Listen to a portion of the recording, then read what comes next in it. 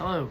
Hi, it's Monday, November the 4th, 2024. And believe it or not, this is the third take. I was almost finished with this video twice, and my phone rang, and I have to take these calls because I'm at work, and sometimes things are very important because of what I do. I wanted to just say, first of all, if you like our videos, my videos, please like them, share them, please subscribe to the channel.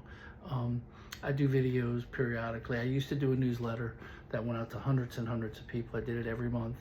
And because of a lot of the change in dynamics where people don't read as much, I decided to just use YouTube, when I had to. And today I'm reflecting, tomorrow's election day, 2024, and I'm reflecting on the day that Barack Obama won the presidency. I did not support him, first of all, I'll tell you that. Primarily it was an abortion issue. But when he was elected, I reflected, I took a lot of time, I wrote a very good newsletter where I was very hopeful. I said, in a way, this is a good thing for America because maybe it'll help us bridge the racial divide that has festered in our country for so many years. And if you know me and know me as a deacon, you know that, I just believe in the dignity of all human beings, no matter what they are, racially or whatever. I think everybody deserves to be treated equally. Now, that doesn't mean I have to agree with people. That doesn't mean I have to concede to the politics, and it doesn't mean religiously I have to agree with them or in any way communicate with them religiously. I just believe you treat people right. That night I said that I hope it would bring the races together. I thought it was a unique opportunity to have a minority, and believe it or not, African Americans are a huge minority in the United States.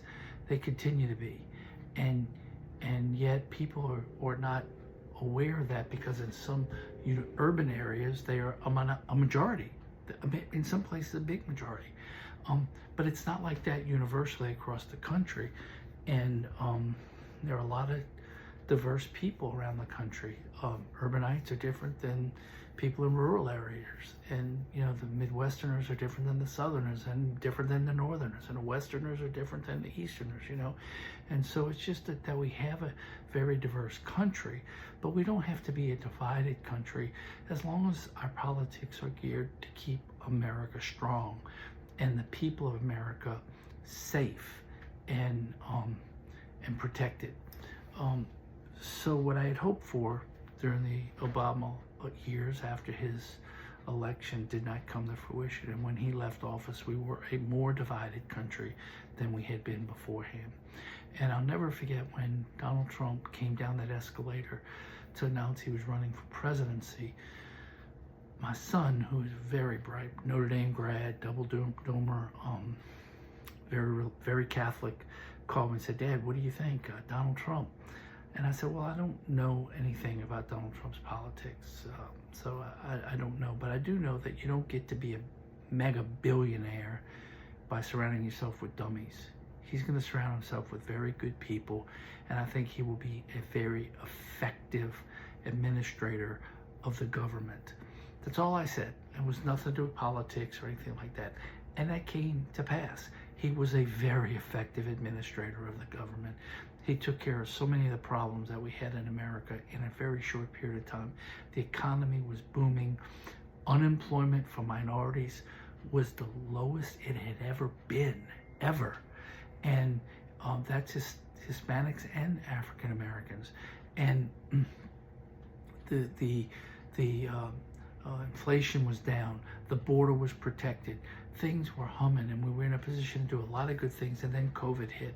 And COVID was the big confusing factor in a lot of ways because no matter what you believe, I have my beliefs. I'm not even going to share them here. I'll just tell you that COVID was the X factor.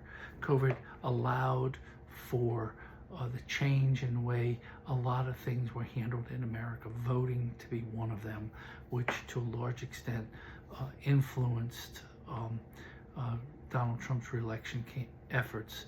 Uh, and then we had this current administration that set us back 100 years, because no matter what you think about Biden, he was incapacitated the day he was elected. You could see it. For 4 years, we've watched him be led around, we've watched him get lost, and they covered it up. It was a huge cover-up. Whether you want to believe that or not, that's your choice. But the facts are the facts. Open your eyes and look at what happened. Biden was never able to control this company. Somebody was pulling the strings. It was somebody behind. I'm not going to say who I think it is. I know who it is, but I'm not going to say. But that brings us to the point of where we are now. And now we have a person who has literally done nothing in her life except be a politician. She's never accomplished anything. And as a politician, she never got one vote for president. And she ran for president. And now she's the party's nominee, and people are rushing behind her. Why? Because they hate Donald Trump. And they can't even articulate why they hate Donald Trump. I had somebody just recently say in an interview that they were talking to their pastor's wife, and the pastor's wife said, "I can't vote for Donald Trump. I don't know why, I just can't." And this was a person that was pro-life, and when asked why, could not articulate why, could not say why. Well, because he's a bad person. Really? You think he's a bad person? I think that all he wants is what's best for America, all Americans. And so today, just as I was when Barack Obama was elected, with the hope that we could come together, I hope and I pray that this country is given an opportunity to recover from the last 4 years. And yes, I'm a Catholic, I'm pro-life, I'm disappointed in some of the pro-life things going on right now, but as a political person in my youth, when I was running for office, when I worked for governments, I want government to serve the people. And I look at people who have given up their income, not taken a salary, spent money to help this country. And then I look at people that have done nothing but steal from the country, from the political system, and all they want is political power. And I look at the difference, and it's stark as to what's going on right now. You have people on one side that are just after power, no matter how they get it. Lie, beg, steal, whatever. You got people on the side that want to make America great again.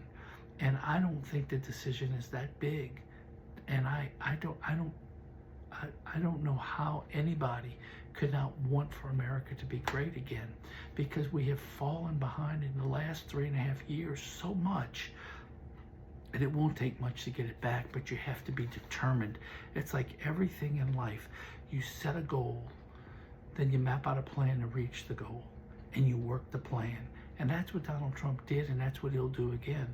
So this is almost a political endorsement for him. Maybe I shouldn't do that as an ordained person, but as an individual. I'm not saying that if you're Catholic, you have to vote for Trump. I'm not saying that at all. What I'm saying is, for me, I'm sharing what I see. And what I see is a clear path to normality, to things that used to be normal. What is normal? Well, normal is when men are men and women are women, just as the Bible says. God created them male and female. He created them. Okay? No confusion there. Okay? Boys should not compete in women's sports. Period. Okay? Now, when you start getting into all of these party politics and all of these special interest groups that are supporting and helping a party stand up, then you get a deterioration of American values and what is important to America.